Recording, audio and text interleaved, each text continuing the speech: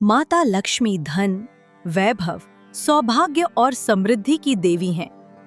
जहां उनका वास होता है, वहां सुख, शांति और संपन्नता स्वतः आ जाती है। लेकिन क्या आप जानते हैं कि एक समय ऐसा भी आया था जब माता लक्ष्मी स्वर्ग लोक को छोड़कर चली गई थीं, और इसके पीछे कारण था एक भयंकर श्राप। यह कथा हमें सिखाती है कि अहंकार और अपमान के कारण सबसे बड़ी समृद्धि भी हमसे दूर हो सकती है। एक बार महर्षि दुर्वासा को एक दिव्य पुष्पमाला प्राप्त हुई। यह कोई साधारण माला नहीं थी।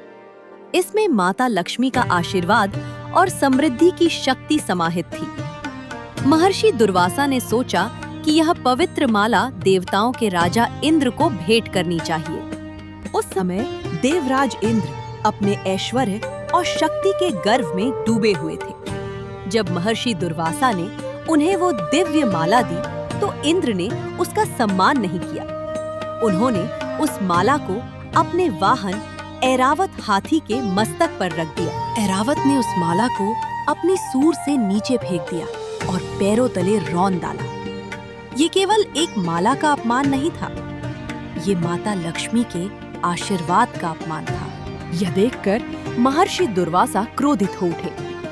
उन्होंने कहा, हे इंद्र, तुम्हारा अहंकार तुम्हारी बुद्धि को नष्ट कर चुका है। तुमने माता लक्ष्मी के प्रसाद का अपमान किया है, इसलिए लक्ष्मी तुम्हें और स्वर्ग लोक को छोड़ देंगी। और उसी क्षण शाप प्रभावी हो गया। शाप के प्रभाव से माता लक्ष्मी स्वर्ग लोक से चली गई। स्वर्ग का तेज फीका पड़ गया। देवताओं की शक्ति क्षीण हो गई। धन, वैभव और समृद्धि समाप्त होने लगी। जब लक्ष्मी का साथ छूट गया, देवता निर्बल हो गए। असुरों ने इस अवसर का लाभ उठाया और स्वर्ग पर अधिकार कर लिया। तब देवराज इंद्र और सभी देवता भगवान विष्णु के पास पहुंचे।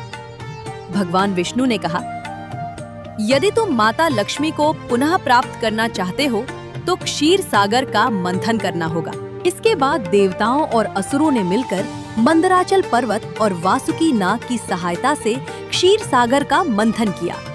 यह अद्भुत घटना समुद्र मंथन के नाम से प्रसिद्ध हुई। समुद्र मंथन के दौरान एक विशाल कमल पर विराजमान होकर माता लक्ष्मी पुनः प्रकट हुई। उनकी दिव्य आभा से संपूर्ण ब्रह्मांड प्रकाशित हो उठा। माता लक्ष्मी ने भगवान विष्णु को अपना पति स्वीकार किया और पुनः देवताओं तथा समस्त जगत को धन, समृद्धि और सौभाग्य का आशीर्वाद प्रदान किया। ये कथा हमें सिखाती है कि जहाँ अहंकार होता है, वहाँ लक्ष्मी नहीं ठहरती। जहाँ सम्मान, विनम्रता और कृतज्ञता होती है, वहीं माता लक्ष्मी का स्थायी वास होता है। इसलिए अपने जीवन में सदैव विनम्र रहें, ईश्वर के आशीर्वाद का सम्मान करें और कृतज्ञता के साथ जीवन जिएं। तभी माता लक्ष्मी की कृपा सदैव आपके साथ बनी रहेगी।